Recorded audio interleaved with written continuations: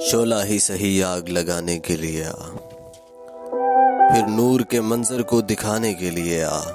शोला ही सही आग लगाने के लिए आ, फिर नूर के मंजर को दिखाने के लिए आ। ये किसने कहा है, ये किसने कहा है मेरी तकदीर बना दे, आ अपने ही हाथों से मिटाने के लिए आ। ऐ दोस्त मुझे गर्दिशे हालात ने घेरा, तू जुल्फ की कमली में छुपाने के लिए आ। दीवार है दुनिया इसे राहों से हटा दे, हर रस्म मोहब्बत को मिटाने के लिए आ। मतलब तेरी आमद से है दर माँ से नहीं, हसरत की कसम दिल ही दुखाने के लिए आ।